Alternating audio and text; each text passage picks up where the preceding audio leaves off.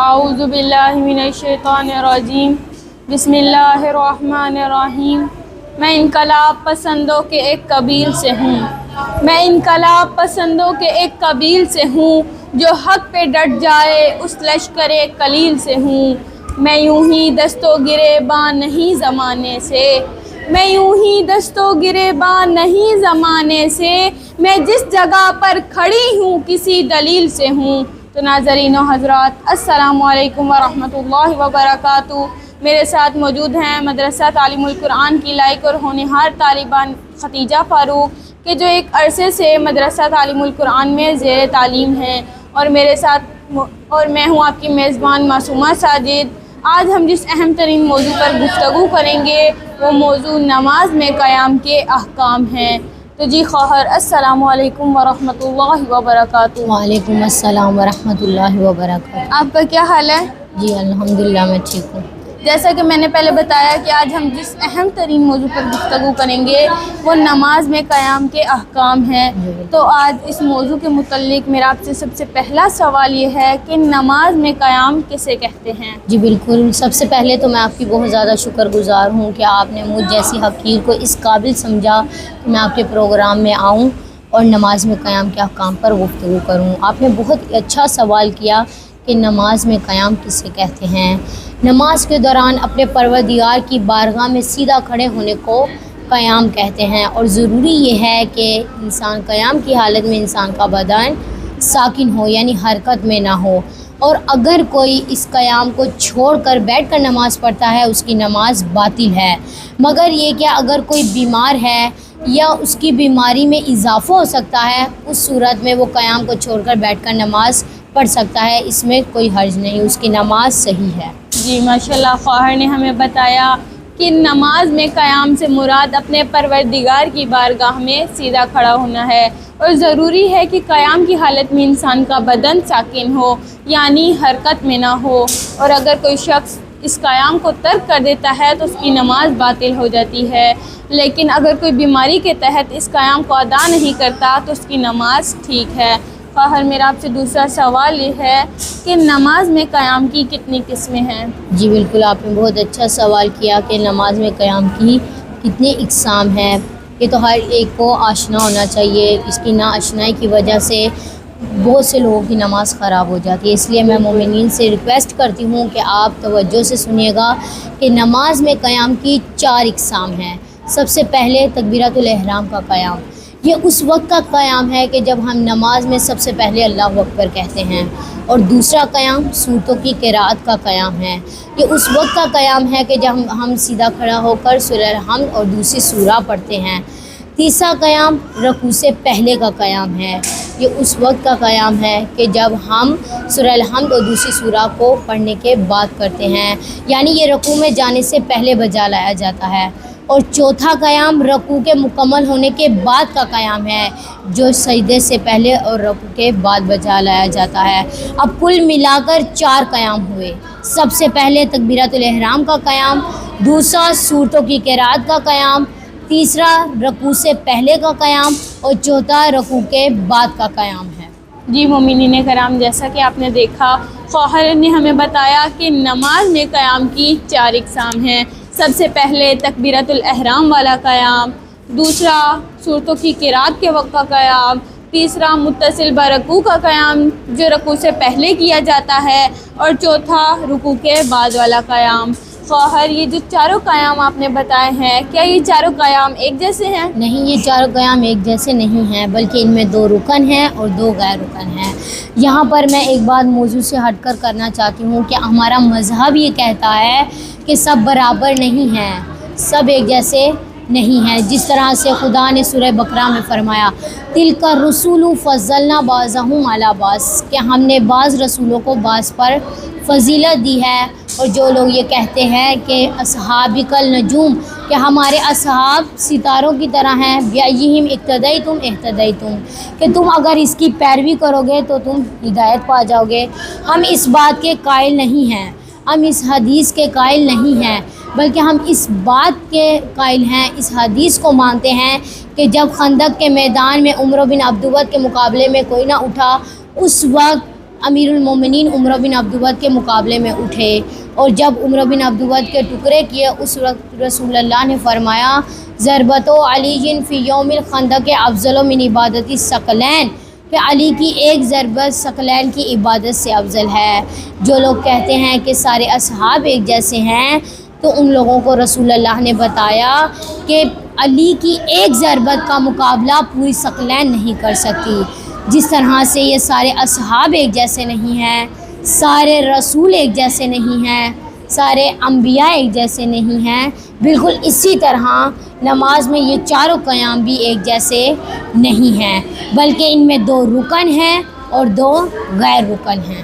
جی ماشاءاللہ خواہر، آپ نے بہت اچھی وضاحت کی ہے کہ ہمیں اپنے مذہب کو یاد رکھنا چاہیے۔ پروردگار سورہ بقرہ میں ارشاد فرماتا ہے تِلْکَ الرُّسُلُ فَضَّلْنَا بَعْضَهُمْ عَلَىٰ بَعْضٍ، کہ ہم نے بعض رسولوں کو بعض رسولوں پر اہمیت دی ہے، ہم نے بعض رسولوں کو بعض رسولوں پر فضیلت دی ہے، یعنی خدا نے انبیاء کو ایک جیسا نہیں رکھا، بعض انبیاء کو بعض انبیاء پر فضیلت دی ہے، اور رسول خدا نے بعض اصحاب کو بعض اصحاب پر فضیلت دی ہے، یعنی سارے اصحاب بھی ایک جیسے نہیں ہیں۔ اصحاب مکرم ہیں مگر اپنی جگہ پر، اصحاب مکرم ہیں مگر اپنی جگہ پر، غیر اپنی جگہ لخت جگر اپنی جگہ پر۔ پہلو میں جو بیٹھا ہو اسے دل نہیں کہتے، پہلو میں جو بیٹھا ہو اسے دل نہیں کہتے، راہرو کو کبھی راہبر منزل نہیں کہتے۔ تو جس طرح سے انبیاء برابر نہیں ہیں، جس طرح سے سارے رسول برابر نہیں ہیں، جس طرح سے سارے اصحاب برابر نہیں ہیں، اسی طرح سے نماز میں یہ چاروں قیام بھی برابر نہیں ہیں، بلکہ ان چاروں قیام میں 2 قیام رکن ہیں اور 2 قیام غیر رکن ہیں۔ خواہر، آپ بتا سکتی ہیں کہ کون سے 2 قیام ہیں کہ جو رکن ہیں؟ جی بالکل، کیوں نہیں، میں آپ کے سامنے سب سے پہلے تو یہ واضح کرتی چلوں کہ رکن کسے کہتے ہیں اور غیر رکن کسے کہتے ہیں۔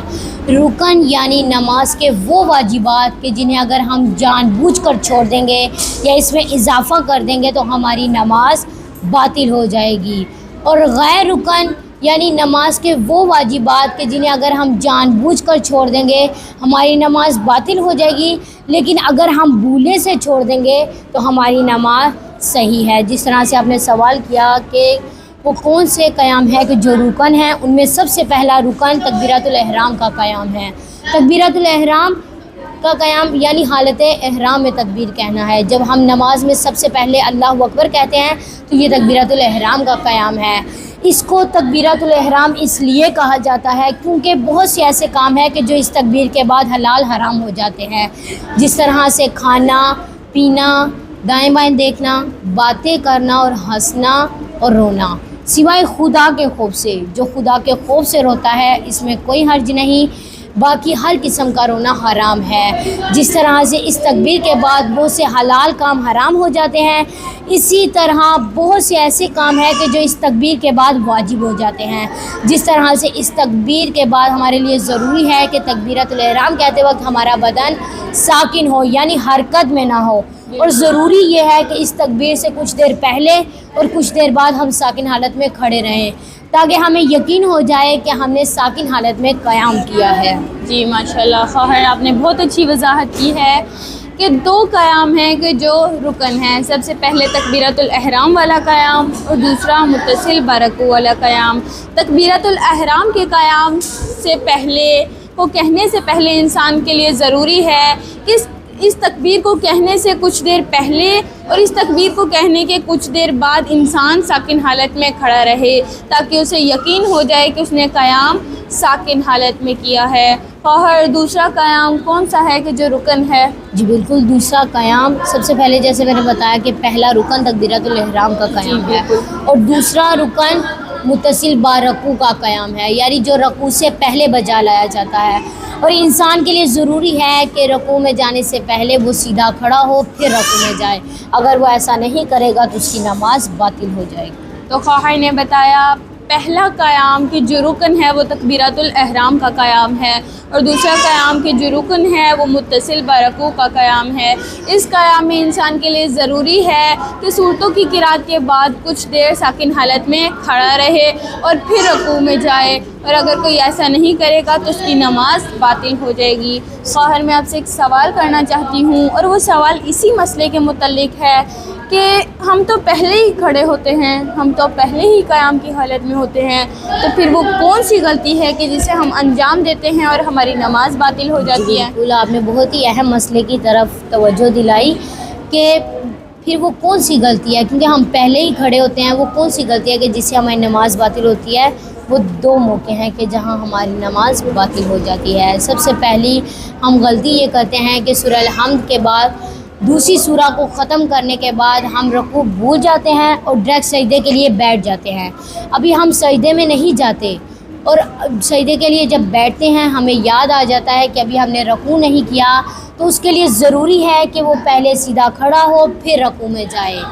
بعض اوقات ایسا ہوتا ہے کہ اگر کوئی رکوع بھول کر ڈائریکٹ سجدے کے لیے بیٹھتا ہے، اب اسے یاد آتا ہے تو وہ جھکی ہوئی حالت میں ہی رکوع کر لیتا ہے، اس سے اس کی نماز باطل ہو جاتی ہے، کیونکہ اس نے رکن چھوڑا ہے، اس نے متصل با رکوع کا قیام چھوڑا ہے، اس لیے اس کی نماز باطل ہو گئی۔ جی، خواہر نے ہمیں بتایا کہ نماز میں ہم وہ دو غلطیاں کرتے ہیں۔ سب سے پہلی غلطی یہ ہے کہ جب ہم سورہ الحمد و دوسری سورہ کو پڑھتے ہیں اور ہم سجدے کے لیے بیٹھ جاتے ہیں، ہم رکوع کو بھول جاتے ہیں۔ اب سجدے میں جانے سے پہلے ہمیں یاد آ جائے کہ ہم نے رکوع نہیں کیا، تو ہمارے لیے ضروری ہے کہ ہم پہلے مکمل طور پر کھڑے ہوں اور پھر رکوع کریں۔ اور اگر بعض اوقات ہم غلطی یہ کرتے ہیں کہ ہم رکوع کو بھول کر سجدے کے لیے بیٹھ جاتے ہیں، اور جب ہمیں یاد آتا ہے تو ہم جھکی ہوئی حالت میں ہی رکوع کرتے ہیں، تو اس سے ہماری نماز باطل ہے، کیونکہ ہم متصل بے رکوع والا قیام کے جو رکن ہیں ہم اسے چھوڑ دیتے ہیں۔ اور دوسری غلطی کون سی ہے کہ جس سے ہماری نماز باطل ہو جاتی ہے؟ جی بالکل، دوسری صورت ان لوگوں کے لیے کہ جو بیٹھ کر نماز پڑھتے ہیں۔ اب جیسے میں نے پہلے بتایا کہ تکبیرۃ الاحرام کا قیام انسان کے لیے ضروری ہے کہ وہ کھڑا ہو کر بجا لائے، کیونکہ یہ رکن ہے، تو اس تکبیر کے بعد وہ بیٹھ کر سورہ الحمد اور دوسری سورہ پڑھ سکتا ہے، اور انسان کے لیے ضروری ہے کہ وہ رکوع میں جانے سے پہلے کھڑا ہو پھر رکوع میں جائے۔ اسی طرح اگر وہ بیٹھے بیٹھے ہی رکوع کرتا ہے تو اس کی نماز باطل ہو جاتی ہے، کیونکہ اس نے رکن چھوڑا ہے، اس نے متصل با رکوع کا قیام چھوڑا ہے۔ لیکن اگر کوئی کھڑا نہیں ہو سکتا، بالکل بھی کھڑا نہیں ہو سکتا، تو وہ بیٹھے بیٹھے رکوع کر سکتا ہے، تو اس میں کوئی حرج نہیں۔ جی ماشاءاللہ، خواہر نے ہمیں بتایا کہ دوسری غلطی کہ جہاں انسان غلطی کرتا ہے وہ ان لوگوں کے لیے ہے کہ جو بیٹھ کر نماز پڑھتے ہیں۔ اب جو لوگ بیٹھ کر نماز پڑھتے ہیں ان کے لیے ضروری ہے کہ وہ تکبیرۃ الاحرام والا قیام اور متصل برکوع والا قیام کھڑے ہو کر انجام دے، لیکن بعض اوقات غلطی یہ کرتے ہیں کہ تکبیرۃ الاحرام والا قیام ادا کر کے بیٹھ جاتے ہیں اور ڈائریکٹ رکوع میں چلے جاتے ہیں، لیکن وہ متصل برکوع والا قیام نہیں کرتے۔ تو متصل برکوع والا قیام رکن ہے، اگر اس کو نہیں ادا کریں گے تو ہماری نماز باطل ہو جائے گی۔ اور ہاں، اگر کوئی بالکل کھڑا نہیں ہو سکتا، یعنی اس قیام کو ادا نہیں کر سکتا، تو اس کے لیے ضروری ہے کہ وہ ابتدا سے ہی بیٹھ کر نماز پڑھے۔ خواہر، میرا آپ سے سوال یہ ہے کہ وہ کون سے قیام ہیں کہ جو غیر رکن ہیں؟ جی بالکل، جیسا کہ میں نے آپ کے سامنے چاروں قیام بیان کیے، تو ان میں سے 2 رکن ہیں اور 2 غیر رکن ہیں۔ 2 غیر رکن وہ ہیں کہ جو سورتوں کی قرات کا قیام ہے، سب سے پہلے سورتوں کی قرات کا قیام ہے، اور دوسرا رکوع کے مکمل ہونے کے بعد کا قیام ہے، یعنی سمیع اللہ لمن حمدہ کہتے وقت کا قیام ہے۔ سب سے پہلے سورتوں کی قرات کا قیام، اس میں انسان کے لیے ضروری ہے کہ وہ سورہ الحمد اور دوسری سورہ ساکن حالت میں پڑھے، یعنی وہ حرکت نہ کرے، اور بہتر یہ ہے کہ وہ ہاتھ کی انگلیاں بھی نہ ہلائے۔ اگر کوئی غلطی سے یا بھولے سے ہاتھ کی انگلیاں ہلاتا ہے تو اس میں کوئی حرج نہیں۔ اور دوسرا رکوع کے مکمل ہونے کے بعد والا قیام، یعنی سمیع اللہ لمن حمدہ کہتے وقت کا قیام، اس میں انسان کے لیے ضروری ہے کہ وہ ساکن حالت میں کھڑا ہو اور پھر بجا لے۔ جی ماشاءاللہ، خواہر نے ہمیں بتایا کہ 2 قیام ہیں کہ جو غیر رکن ہیں. سب سے پہلے صورتوں کی قرات کے وقت کا قیام اور دوسرا رکوع کے بعد والا قیام. صورتوں کی قرات کے وقت انسان کے لیے ضروری ہے کہ انسان اب ساکن حالت میں کھڑا ہو اور پھر سورہ الحمد اور دوسری سورہ کی تلاوت کرے. اور رکوع کے بعد والے قیام میں انسان کے لیے ضروری ہے کہ انسان رکوع کے بعد کچھ دیر کھڑا ہو اور اس دوران یہ ذکر پڑھے سمیع اللہ لمن حمیدہ اور پھر سجدے میں جائے. اور ضروری ہے کہ نماز میں انسان اپنے ہاتھ کی انگلیاں بھی نہ ہلائے، اور اگر کوئی بھول کر یا غلطی سے اپنی انگلیاں ہلاتا ہے تو اس میں کوئی حرج نہیں ہے. خواہر میں آپ سے ایک بہت ضروری سوال کرنا چاہتی ہوں کہ کیا نماز میں ہم ذکر کے وقت کسی بھی طرح کی حرکت نہیں کر سکتے؟ جی بالکل، بہت اچھا سوال ہے کہ ہم نماز کے دوران کسی بھی ذکر کے دوران ہم حرکت نہیں کر سکتے، سوائے ایک ذکر کے کہ جو ہم سجدے کے مکمل ہونے کے بعد جب ہم قرات کے لیے کھڑے ہوتے ہیں اس کے دوران جو ذکر پڑھا جاتا ہے بحول اللہ وقوتہ اقوم وقعد، اس ذکر کو ہم حرکت میں پڑھ سکتے ہیں. اس کے علاوہ اگر ہم کوئی ذکر حالت حرکت میں پڑھیں گے تو ہماری نماز باطل ہو جائے گی. جی مومنین کرام، جیسا کہ آپ نے دیکھا خواہر نے بتایا کہ ہم فقط ایک ذکر کو حالت حرکت میں پڑھ سکتے ہیں اور وہ بحول اللہ وقوتہ اقوم واقعد کا ذکر ہے. اس کے علاوہ ہم کوئی بھی ذکر حالت حرکت میں پڑھیں گے تو ہماری نماز باطل ہو جائے گی.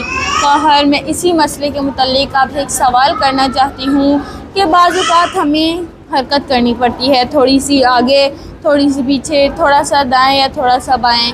اب یہ حرکت کیسے کی جائے؟ بالکل، بہت اچھا سوال کیا آپ نے، کیونکہ اکثر یہ پیش بھی آتا ہے کہ سب سے پہلے بتاتی چلوں کہ حرکت 2 طرح کی ہوتی ہے. ایک وہ حرکت کہ جس سے نماز کی شکل بگڑ جاتی ہے اور دوسری وہ حرکت کہ جس سے نماز کی شکل نہیں بگڑتی. سب سے پہلے کہ وہ حرکت کہ جس سے شکل بگڑ جاتی ہے، مثال کے طور پر اگر کوئی دروازے پر آتا ہے، دستک دیتا ہے، اب ہم نماز پڑھ رہے ہیں، اب ہم نماز کے دوران ہی دروازہ کھولنے جاتے ہیں، اس سے نماز کی شکل بگڑ جاتی ہے، اس سے نماز باطل ہو جاتی ہے. اور دوسری وہ حرکت کہ جس سے نماز کی شکل نہیں بگڑتی، مثال کے طور پر ہمارا سجدے کا نماز سے آگے ہو جاتا ہے، اب ہم اسے پکڑنے کے لیے جاتے ہیں یا ہماری جگہ گیلی ہو جاتی ہے، تو اس حرکت کی شرط یہ ہے کہ ہم آہستہ آہستہ سٹیپ سے حرکت کریں. اور ضروری یہ ہے کہ جب ہم حرکت کر رہے ہیں تو ہم کوئی بھی ذکر نہ پڑھیں. بے شک. جی ماشاءاللہ، خواہر نے ہمیں بتایا کہ نماز میں ہم ذکر کے وقت کسی بھی طرح کی حرکت نہیں کر سکتے، لیکن اگر ہمیں نماز میں حرکت کرنی پڑ جاتی ہے تو اس حرکت کی شرط یہ ہے کہ وہ حرکت آہستہ آہستہ کی جائے اور چھوٹے چھوٹے سٹیپس لے کر کی جائے. اور ضروری ہے کہ ہم حرکت کرتے ہوئے کوئی بھی ذکر نہ پڑھیں. خواہر میرا آپ سے سوال یہ ہے کہ بعض اوقات انسان کھڑا ہو کر نماز پڑھ سکتا ہے، وہ اپنی نماز کی کرسی بھی خود لگاتا ہے، حتیٰ کہ وہ مسجد میں خود چل کر آتا ہے، تو کیا اب اس کی نماز صحیح ہے؟ بالکل، یہ مسئلہ اکثر مساجد میں پیش آتا ہے کہ بعض خواتین مرد خود چل کر آتے ہیں اور خود اپنی چیئر لگاتے ہیں. اس میں یہ ہے کہ جتنا ہو سکے انسان کھڑا ہو کر نماز پڑھے، جتنا ہو سکے اگر کسی چیز کا سہارا لینا پڑے وہ کسی چیز کا سہارا لے، اگر ٹیک لگانی پڑے وہ ٹیک لگائے، اگر کسی طرح جھکنا پڑے تو وہ جھک سکتا ہے. اگر اس صورت میں اگر وہ کھڑا ہو سکتا ہے اس کے باوجود بیٹھ کر نماز پڑھے گا تو اس کی نماز باطل ہو جائے گی. بے شک. جی خواہر نے ہمیں بتایا کہ انسان جب تک کھڑا ہو سکتا ہے کھڑا ہو کر نماز پڑھے، چاہے اسے کسی چیز کا سہارا لینا پڑے، چاہے اسے کسی چیز کے ساتھ ٹیک لگانی پڑے، چاہے اسے کسی چیز کی طرف جھکنا پڑے، جس طرح وہ کھڑا ہو کر نماز پڑھ سکتا ہے کھڑا ہو کر پڑھے. لیکن اگر کوئی شخص بالکل صحیح کھڑا ہو سکتا ہے اور وہ بیٹھ کر نماز پڑھتا ہے تو اس کی نماز باطل ہے.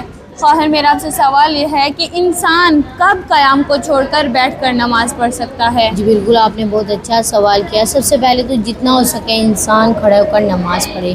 اگر وہ کھڑا ہو کر نماز نہیں پڑھ سکتا تو اس کی 2 صورتیں ہیں. سب سے پہلے اگر وہ کھڑے ہونے کی طاقت نہیں رکھتا، اس کے اندر طاقت نہیں ہے، ہمت نہیں ہے کہ وہ کھڑا ہو، توانائی نہیں ہے، تو اس صورت میں وہ بیٹھ کر نماز پڑھ سکتا ہے.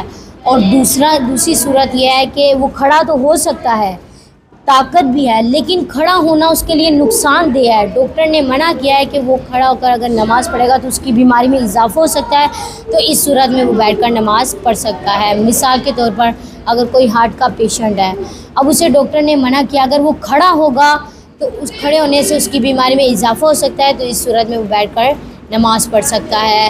اسی طرح اگر کسی کی ٹانگ کی سرجری ہو، اگر وہ کھڑا ہوگا اس کے لیے تکلیف دہ ہے، اس کے لیے نقصان دہ ہے، اس کی بیماری میں اور اضافہ ہو سکتا ہے، تو وہ اس صورت میں بیٹھ کر نماز پڑھ سکتا ہے۔ جی ماشاءاللہ، خواہر نے ہمیں بتایا کہ انسان 2 صورتوں میں قیام کو چھوڑ کر بیٹھ کر نماز پڑھ سکتا ہے۔ پہلی صورت وہ کہ جب انسان کھڑا ہونے سے بالکل ہی عاجز ہو جائے، جب اس کے اندر کھڑے ہونے کی ہمت نہ ہو، جب اس کے اندر کھڑے ہونے کی طاقت نہ ہو، پھر انسان بیٹھ کر نماز پڑھ سکتا ہے۔ اور دوسرا موقع وہ کہ جب انسان کھڑا ہو سکتا ہو لیکن کھڑا ہونا اس کے لیے نقصان دہ ہو، تو پھر وہ بیٹھ کر نماز پڑھ سکتا ہے۔ اور ایک بہت ضروری سوال آپ سے کرنا چاہتی ہوں، اور وہ یہ ہے کہ انسان کب بیٹھ کر نماز پڑھ سکتا ہے اور کب لیٹ کر نماز پڑھ سکتا ہے؟ بالکل، آپ نے بہت اچھا سوال کیا۔ سب سے پہلے جیسا کہ میں نے پہلے بتایا کہ جتنا ہو سکے انسان کے لیے وہ کھڑا ہو کر نماز پڑھے۔ اگر وہ کھڑا ہو کر نماز نہیں پڑھ سکتا تو وہ بیٹھ کر نماز پڑھے۔ اگر وہ بالکل بیٹھ کر نماز نہیں پڑھ سکتا تو وہ قبلہ رخ دائیں کروٹ لیٹ جائے۔ اگر وہ دائیں کروٹ نہیں لیٹ سکتا تو وہ قبلہ رخ بائیں کروٹ لیٹ جائے۔ اگر وہ بائیں کروٹ بھی لیٹ نہیں سکتا تو وہ سیدھا لیٹ جائے، وہ ایسے لیٹے کہ اس کے پاؤں کے تلوے قبلہ رخ ہو، تو اس صورت میں وہ لیٹ کر نماز پڑھ سکتا ہے۔ جی ماشاءاللہ، خواہر نے ہمیں بتایا کہ جب تک انسان سیدھا بیٹھ کر نماز پڑھ سکتا ہے تب تک انسان بیٹھ کر نماز پڑھے، اور اگر کوئی شخص بالکل نہیں بیٹھ سکتا تو اس کو چاہیے کہ وہ دائیں کروٹ لے اور قبلہ رخ ہو کر نماز پڑھے، اور اگر دائیں کروٹ لیٹ نہیں سکتا تو اس کو چاہیے کہ وہ بائیں کروٹ لیٹ جائے اور قبلہ رخ ہو کر نماز پڑھے، اور اگر وہ یہ بھی نہیں کر سکتا تو اس کے لیے ضروری ہے کہ وہ سیدھا لیٹے اور اپنے پاؤں کے تلوے قبلہ رخ کرے اور پھر نماز پڑھے۔ خواہر، میرا آپ سے سوال یہ ہے کہ بعض خواتین ہیں گھر کے کام کر کے تھک جاتی ہیں، زیادہ تر ہماری بزرگ خواتین جو باہر سے آتی ہیں اور تھک جاتی ہیں، اب نماز کا اول وقت ہے، وہ اول وقت میں نماز پڑھنا چاہتی ہیں، لیکن ان کو پتہ ہے کہ اول وقت میں وہ نماز پڑھیں گی تو بیٹھ کر نماز پڑھیں گی، لیکن کچھ دیر آرام کرنے کے بعد، انتظار کرنے کے بعد وہ نماز پڑھیں گی تو وہ کھڑے ہو کر نماز پڑھیں گی۔ اب ان کی نماز کا کیا حکم ہے؟ کیا وہ اول وقت میں بیٹھ کر نماز پڑھیں یا کچھ دیر بعد کھڑے ہو کر نماز پڑھیں؟ جی بالکل، بعض خواتین، زیادہ تر بزرگ خواتین ایسی ہیں کہ جو کام کاج کر کے تھک جاتی ہیں یا باہر سے آتی ہیں تھک جاتی ہیں اور وہ اول وقت میں نماز پڑھنا چاہتی ہیں۔ اگر وہ پڑھیں گی تو وہ بیٹھ کر پڑھیں گی، لیکن ان کو پتہ ہے کہ اگر ہم تھوڑی دیر آرام کریں گے تو ہم کھڑے ہو کر نماز پڑھ سکتے ہیں، تو اس صورت میں اس کو چاہیے کہ وہ تھوڑی دیر آرام کرے، پھر اللہ تعالیٰ کی بارگاہ میں خشوع و خضوع کے ساتھ حاضر ہو کر نماز ادا کرے۔ جی ماشاءاللہ، خواہر نے ہمیں بتایا کہ اگر کوئی خاتون گھر کے کام کر کے تھک جاتی ہے، یا زیادہ تر ہماری بزرگ خواتین ہیں کہ باہر سے کوئی کام کرتی ہیں اور وہ تھک جاتی ہیں، تو ان کے لیے ضروری ہے کہ وہ کچھ دیر آرام کریں اور پھر اپنے پروردگار کی بارگاہ میں خضوع و خشوع کے ساتھ کھڑے ہو کر نماز پڑھیں۔ خواہر، میں آپ سے ایک بہت ضروری سوال کرنا چاہتی ہوں کہ نماز میں ہمیں قیام کے وقت کن کن کاموں سے بچنا چاہیے؟ جی بالکل، آپ نے بہت اچھا سوال کیا۔ سب سے پہلے کہ وہ قیام کی حالت میں حرکت نہ کرے، دوسرا وہ کسی طرف جھکے نہ، تیسرا وہ کسی چیز کا سہارا نہ لے، چوتھا کہ وہ اپنے پاؤں زمین سے نہ اٹھائے، اور پانچواں کہ وہ اپنے پاؤں کو معمول سے زیادہ نہ پھیلائے۔ جی، خواہر نے ہمیں بتایا کہ 5 صورتیں ہیں کہ جنہیں ہمیں قیام کے وقت بچنا چاہیے۔ سب سے پہلا کہ ہمیں پاؤں کو زیادہ نہیں کھولنا چاہیے، دوسرا پاؤں کو زمین سے بلند نہیں کرنا چاہیے، تیسرا کسی چیز کا سہارا نہیں لینا چاہیے، چوتھا کسی چیز کی طرف جھکنا نہیں چاہیے، اور پانچواں اپنے بدن کو حرکت نہیں دینی چاہیے۔ خواہر، میرا آج آپ سے آخری سوال یہ ہے کہ جہاں آپ نے قیام کے واجبات بیان کیے ہیں، کیا آپ قیام کے مستحبات بیان کر سکتی ہیں؟ جی بالکل، میں آپ کے سامنے مستحبات بیان کرنا چاہوں گی کہ سب سے پہلے انسان کے لیے ضروری ہے کہ اس کا بدن سیدھا ہو، دوسرا کہ وہ دونوں کندھوں کو جھکا، تیسرا کہ اس کے ہاتھ زانوؤں پر ہوں، چوتھا کہ وہ اپنی انگلیاں نہ کھولے، پانچواں کہ عورت کے لیے ہے کہ وہ اپنے پاؤں کو ملا کر کھڑے ہوں، اور چھٹا اس کے لیے ضروری ہے کہ سجدہ گاہ پر نگاہ ہو، اور ساتواں یہ ہے کہ مرد کے لیے ہے کہ اس دونوں پاؤں کے درمیان میں ایک بالشت کا فاصلہ ہو، اور یہ مستحب ہے تکبیرۃ الاحرام کہنے سے پہلے دعا پڑھے، بسم اللہ الرحمن الرحیم، یا محسن قد اتاک المسی وقد امرت المحسن یتجاوز عن المسی انت المحسن وانا المسی وبحق محمد وآل محمد صلی علی محمد وآل محمد وتجاوز عن قبیح ما تعلم منی، کہ یا محسن قد اتاک المسی، اے احسان کرنے والے خدا، خطا کار تیرے دروازے پر آیا ہے، وقد امرت المحسن ان یتجاوز عن المسی، اور تو نے احسان کرنے والوں کو حکم دیا ہے کہ خطا کاروں کو معاف کر، انت المحسن وانا المسی، اب میں خطا کرنے والا بندہ ہوں اور تو احسان کرنے والا خدا ہے، وبحق محمد وآل محمد، اب محمد وآل محمد کے صدقے میں صلی علی محمد وآل محمد وتجاوز عن قبیح ما تعلم منی، اب تو احسان کرنے والا خدا ہے اور تو میرے گناہوں کو جانتا ہے، میرے ہر عیب سے آشنا ہے، تو میرے عیب کو معاف فرما اور میری نماز کو اپنی بارگاہ میں قبول و منظور فرما۔ جی ماشاءاللہ، خواہر نے بہت ہی احسن طریقے سے ہمارے سامنے اس جواب کی وضاحت کی ہے کہ انسان کو چاہیے کہ قیام کے وقت انسان کا بدن ساکن ہو، انسان کے کندھے جھکے ہوئے ہوں، سجدے گاہ پر نگاہ ہو۔ انسان عورت کے لیے ہے کہ وہ اپنے پاؤں کو ملا کر رکھے، مرد کے لیے ہے کہ وہ اپنے پاؤں کے درمیان ایک گٹھ کا فاصلہ رکھے، ایک بالش کا فاصلہ رکھے، اور مستحب ہے کہ قیام سے پہلے ہم یہ دعا پڑھیں، یا محسن قد اتاک المسی وقد امرت المحسن ان یتجاوز عن المسی انت المحسن وانا المسی وبحق محمد وآل محمد صلی علی محمد وآل محمد وتجاوز عن قبیح ما تعلم منی۔ خواہر، واقعی میں آپ سے بہت امپریس ہوئی ہوں۔ میں امید کرتی ہوں کہ مومنین نے ہمارے اس پروگرام سے بہت استفادہ حاصل کیا ہوگا۔ اللہ تعالیٰ نے توفیق دی تو ہم اگلے پروگرام میں مومنین سے ملیں گے اگلے نئے موضوع کے ساتھ۔ تب تک کے لیے اللہ حافظ۔